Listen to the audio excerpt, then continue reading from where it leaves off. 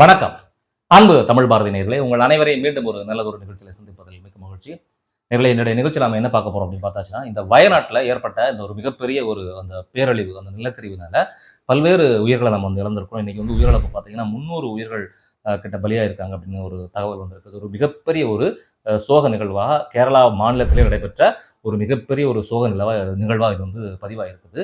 இந்த சமயத்துல வந்து இந்த நிலச்சரிவுல பாதிக்கப்பட்ட மக்களை மீட்கிறதுக்காக இந்த ராணுவ வீரர்கள் செய்த மாபெரும் பணி, அவருடைய பணிகள் என்கிறது ஒரு அளப்பரிய பணி. அவருடைய இந்த அர்ப்பணிப்பு, அவருடைய உழைப்பு நாடு முழுவதும் உள்ள மக்களால் மிகப்பெரிய ஒரு பாராட்டை பெற்றிருக்கு. இந்த இக்கட்டான தருணத்துல இந்த நிலச்சரிவுல பாதிக்கப்பட்ட மக்களை மீட்கிறதுல அந்த பகுதி வந்து மிக அதிக அளவில் சேதப்பட்டதுனால மீட்பு பணிகள்ல ஒரு மிகப்பெரிய ஒரு பிரச்சனைகள் இருந்துட்டே இருந்துச்சு. சரியான முறையில் அந்த மருத்துவ உதவிகள் கொண்டு போகிறதுலையும், சரியான முறையில் அவங்களுக்கான உணவுப் பொருட்கள், அவங்களுக்கு தேவையான பொருட்களை கொண்டு போகிறதுலையும் மிகுந்த சிரமம் இருந்துச்சு. இதுக்கு காரணம் என்னன்னு பார்த்தாச்சுன்னா, இந்த வயநாட்டுல வந்து நடந்த நிகழ்வு வந்து அதிகமா பாதிக்கப்பட்டது இந்த முண்டக்கை, சூரல்மலை பகுதிகள் தான் சொல்றாங்க. இந்த முண்டக்கை, இந்த சூரல்மலை இந்த 2 பகுதிகளையும் இணைக்கிற மாதிரியான ஒரு பாலம் வந்து இருந்திருக்கு. இந்த பாலம் வந்து பார்த்தாச்சுன்னா, அந்த அன்றைக்கு ஏற்பட்ட ஒரு மிகப்பெரிய அந்த நிலச்சரிவுல அந்த அந்த முண்டக்கை மற்றும் அந்த சூரல்மலை பகுதிகள இடையே ஓடிட்டு இருந்த அந்த நதியில வந்து ஒரு மிகப்பெரிய ஒரு பெருவெள்ளம் ஏற்பட்டு, அந்த பாலம் வந்து முற்றிலுமாக சேதமாயிடுச்சு. அந்த பாலம் வந்து முற்றிலுமாக அடித்துச் செல்லப்பட்டு விட்டது. இந்த பாலம் இல்லாதனால அந்த பகுதிகள்ல வந்து சரியான முறையில வந்து போக முடியல. கயிறு கட்டி தான் மக்கள வந்து மீட்டுட்டு இருந்தாங்க. கயிறு கட்டி தான் அவங்களுக்கு தேவையான பொருட்கள கொண்டு போகக்கூடிய சூழ்நிலை இருந்துச்சு. ஸோ இதனால இந்த மீட்பு பணிகள்ல ஒரு மிகப்பெரிய ஒரு பிரச்சனை இருந்துட்டே இருந்துச்சு. ஸோ இதுக்கு என்ன பண்ணலாம் அப்படிங்கிறத ராணுவ வீரர்கள் யோசிக்கும்போது தான், அங்க ஒரு தற்காலிக பாலத்த அமைக்கலாம். அதுதான் இதுக்கு ஒரு தீர்வா அமையும் அப்படின்னு அவங்க யோசிச்சு, உடனடியாக அந்த வேலைகளை இறங்குனாங்க. ஸோ அந்த தற்காலிக பாலம் அமைக்கக்கூடிய பணி வந்து ரொம்பவே குயிக்கா பண்ணி முடிச்சுட்டாங்க. ஸோ அந்த பாலத்தினால மக்களுக்கு ஒரு மிகப்பெரிய ஒரு தீர்வு கிடைச்சது. அங்க பாதிக்கப்பட்ட மக்களை மிக விரைவாக மீட்க முடிஞ்சது. அவங்களுக்கு தேவையான அந்த மருத்துவ பொருட்கள், அப்புறம் வந்து உணவுப் பொருட்கள், அந்த ஆம்புலன்ஸ் எல்லாம் போறதுக்கான வசதிகளும் ஏற்பட்டது. ஸோ இந்த வயநாட்டு மக்களை மீட்பதற்காக ராணுவம் செய்த அந்த அளப்பரிய செயலான இந்த தற்காலிக பாலம் அமைக்கக்கூடிய பணி எப்படி நடந்துச்சு, ஸோ அதுல அவங்களுக்கு என்ன மாதிரியான சிக்கல்கள் இருந்துச்சு, இதை பத்தி அந்த நிகழ்ச்சியில பார்க்க போறோம். அதுக்கு முன்னாடி நீங்க ஃபர்ஸ்ட் டைமா நம்ம சேனலுக்கு விசிட் பண்றீங்க அப்படின்னா, கீழே இருக்கக்கூடிய ரெட் கலர் பட்டனை கிளிக் பண்ணி நம்ம சேனலை சப்ஸ்கிரைப் பண்ணி ஃபாலோ பண்ணி பாருங்க. இந்த மாதிரியான பயனுள்ள தகவலை தொடர்ந்து நம்ம சேனல் கொடுத்துட்டு இருக்கோம். ஸோ மறக்காம நம்ம சேனலை ஃபாலோ பண்ணி பாருங்க. பாருங்கள் நேயர்களே, நம்ம நிகழ்ச்சிக்கு போகலாம்.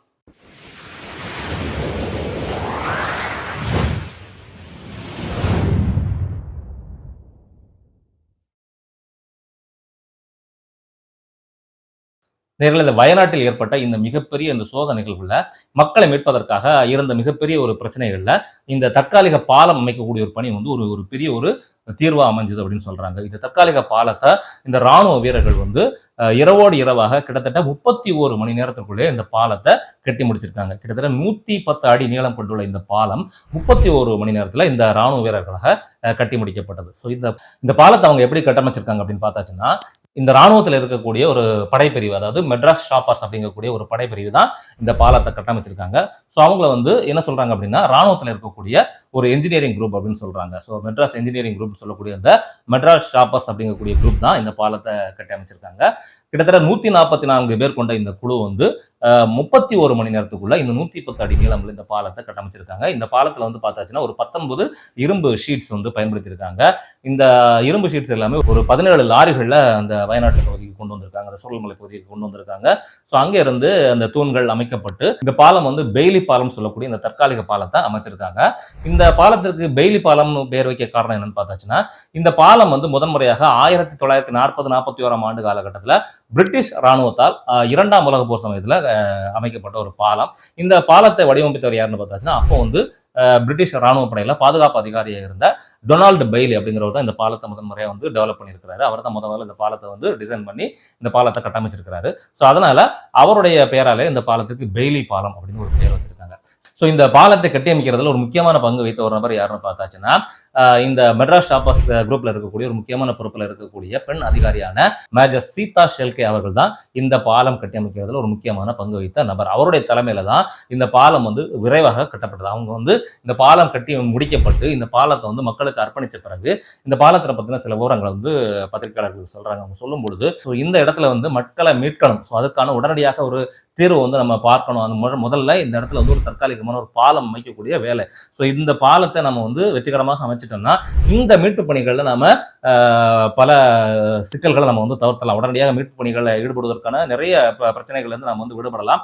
மருத்துவ உதவிகள், ஆம்புலன்ஸ் கொண்டு போறதுக்கு, உணவுப் பொருட்கள் கொண்டு போறதுக்கு, மக்களை மீட்பதற்கு, இப்படி எல்லாவற்றுக்குமே இந்த தற்காலிக பாலம் ஒரு தீர்வாக அமையும் அப்படிங்கிறதுனால இந்த விஷயத்தை நாங்கள் உடனடியாக செஞ்சோம். ஸோ இந்த இந்த வேலையை செஞ்சதுல எனக்கு ரொம்பவே பெருமையா இருக்கு. ஸோ நாட்டுக்காக இந்த பணியை நான் செஞ்சதுல ரொம்பவே பெருமைப்படுறேன் அப்படின்னு சொல்லியிருக்காங்க. இந்த சீதா ஷெல்கே அவங்களுடைய இந்த அளப்பரிய பணியை வந்து நாட்டில் உள்ள எல்லா மக்களுமே பாராட்டிட்டு இருக்காங்க. தேசமே அவர்களுக்காக தலைவணங்குது. ஸோ நாடு முழுவதிலும் உள்ள மக்கள் இந்த ராணுவ வீரர்களுடைய இந்த செயலை பார்த்து ரொம்பவே சந்தோஷப்பட்டாங்க, ரொம்பவே அவங்க வந்து பாராட்டினாங்க.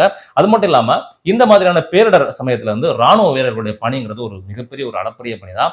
அவங்க தான் வந்து வாழும் தெய்வங்களாக, நம்மளை மீட்க வந்த ரட்சகர்களாக, ஸோ நம்மளை காப்பாற்றக்கூடிய சூப்பர் ஹீரோக்களாக இருக்கக்கூடியவங்க வந்து அந்த ராணுவ வீரர்கள் தான். நமக்கு ஏதாவது ஒரு பிரச்சனை, இயற்கையினால ஏற்படக்கூடிய ஏதாவது ஒரு பிரச்சனைகள், வேற தேசத்துல வந்து ஒரு எதிரி நாடுகள்னால ஏற்படக்கூடிய தாக்குதல்கள், இது எல்லாத்துல இருந்து நம்மளை காப்பாற்றி நம்மளை ஒரு ரட்சகர்களாக காத்துட்டு இருக்கிறவங்க அந்த ராணுவ வீரர்கள் தான். அந்த ராணுவ வீரர்களுடைய இந்த அளப்பரிய பணிங்கிறது உண்மையிலே தேசமே வணங்கக்கூடிய ஒரு மிகப்பெரிய ஒரு பணி தான். உண்மையிலே நாம் ஒவ்வொருத்தரும் போற்றி வணங்கக்கூடிய இடத்துல இருக்கக்கூடியவங்க இந்த ராணுவ வீரர்கள் தான். மக்களுக்கு ஒரு ஆபத்து, மக்களுக்கு ஒரு பிரச்சனை அப்படின்னா அவங்களை மீட்பதற்காக உடனடியாக வரக்கூடிய சூப்பர் ஹீரோஸ் வந்து நம்மளுடைய ராணுவ வீரர்கள் தான். ஸோ அந்த ராணுவ வீரர்களுடைய இந்த அளப்பரிய பணினால வயநாட்டில் நிறைய மக்கள் மீட்கப்பட்டாங்க, நிறைய பிரச்சனைகள் தீர்க்கப்பட்டது. அங்கிருந்து அங்க பாதிக்கப்பட்ட மக்களுக்கான உடனடியாக ஒரு தீர்வு கிடைச்சது.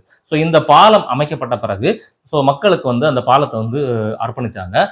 அதன் பிறகு இந்த பாலத்தை வந்து பயன்படுத்துவதற்கு முன்பாக மற்ற வாகனங்கள்லாம் வருவதற்கு முன்பாக முதன்முறையாக இந்த பாலத்தினுடைய உறுதித்தன்மையை இந்த பாலத்தினுடைய உறுதித்தன்மையை வந்து நம்ம வந்து நிரூபிக்கணும் அப்படிங்கிறதுக்காக ராணுவ வீரர்கள் தங்களுடைய வாகனத்தை தான் முதல்ல வந்து அவங்க வந்து டெஸ்ட் ட்ரைவ் பண்ணி பார்க்குறாங்க. ஸோ ராணுவ வாகனம் முதன்முறையாக சென்ற பிறகுதான் மற்ற வாகனங்கள் வந்து செல்ல ஆரம்பிச்சது. கிட்டத்தட்ட 20 டன் எடையை தாங்கக்கூடிய சக்தி கொண்ட அந்த பாலமாக இந்த இரும்பு பாலம் அமைச்சிருக்குது. ஸோ இந்த இரும்பு பாலம் அமைச்சதுல வந்து மக்களுக்கு ஒரு மிகப்பெரிய சந்தோஷம். ஸோ அதன் மூலமாக மீட்பு பணிகள் ரொம்ப துரிதமாக நடக்க ஆரம்பிச்சது. பல பணிகள் வந்து ரொம்ப வேகமாகவே முடிய ஆரம்பிச்சது. ஸோ இதனால மக்கள் வந்து ஒரு பெரிய ஒரு ரிலாக்ஸேஷன் கிடைச்சது மக்களுக்கு வந்து. ஸோ கண்டிப்பா இந்த மீட்பு பணிகளில் வந்து விரைவாக நடக்கும் அப்படிங்கக்கூடிய ஒரு நம்பிக்கையை மக்கள் ஏற்படுத்துச்சு. ஸோ அதனாலதான் இந்த வயநாட்டில் இந்த ராணுவ வீரர்கள் அமைச்ச இந்த பாலத்திற்கு வந்து நம்பிக்கை பாலம் அப்படிங்கிற ஒரு பெயரை வச்சுட்டாங்க. ஸோ மக்களுக்கு ஒரு நம்பிக்கையை கொடுத்த ஒரு பாலம் அப்படிங்கிறதுனால இது ஒரு நம்பிக்கை பாலம் அப்படிங்கிற இந்த பாலத்துக்கு ஒரு பெயர் வச்சுட்டாங்க. ஸோ இந்த மக்களை மீட்பதற்காக ராணுவம் இரவோடு இரவாக, இரவு பகல் என்று பாராமல் அந்த பணியை அவ்வளவு அந்த மழை வெள்ளத்துக்குள்ளேயும் அந்த அவ்வளவு சிரமத்திலையும் அவங்க வந்து ஒரு மிகப்பெரிய நிலச்சரிவு நடந்திருக்காங்க, ஒரு மிகப்பெரிய சேதம் நடந்திருக்கு. அங்க வந்து மீட்பு பணியே ரொம்ப சிரமமான ஒரு விஷயமா இருக்குது. அந்த ஒரு பிரச்சனையிலையும் அவங்க வந்து அதெல்லாம் யோசிக்காம, தங்களோட உயிரை கூட சிந்திக்காம, தங்களோட உயிரையும் துச்சமாக மதிச்சுதான் இந்த மீட்பு பணிகளை இந்த விஷயத்தை ராணுவ வீரர்கள் பண்ணியிருக்காங்க. ஸோ மக்களை மீட்பதற்காக ராணுவ வீரர்களுடைய இந்த அளப்பரிய சேவை வந்து நாட்டு மக்கள் எல்லாருமே வணங்கக்கூடிய ஒரு சேவையா இருக்குது. ஸோ ராணுவ வீரர்களுடைய இந்த அளப்பரிய செயல் வந்து உண்மையில மக்களால் பாராட்டப்படக்கூடிய ஒரு செயல் தான். ஸோ இந்த வீடியோ உங்களுக்கு பிடிச்சிருந்தா லைக் பண்ணுங்க. இந்த இன்ஃபர்மேஷன் உங்களை மாதிரி நிறைய பேர் போய் சேரணும் அப்படிங்கிறதுக்காக இந்த வீடியோவை ஷேர் பண்ணுங்க. மறக்காம இந்த மாதிரியான இன்ட்ரெஸ்டிங்கான இன்ஃபர்மேஷன் கொடுக்கக்கூடிய நம்ம சேனலுக்கு நீங்க லைக் பண்ணி சப்ஸ்கிரைப் பண்ணி ஃபாலோ பண்ணிக்கங்க. மீண்டும் ஒரு நல்லதொரு நிகழ்ச்சியில் உங்களை சந்திக்கிறோம் நேர்களே. நன்றி, வணக்கம்.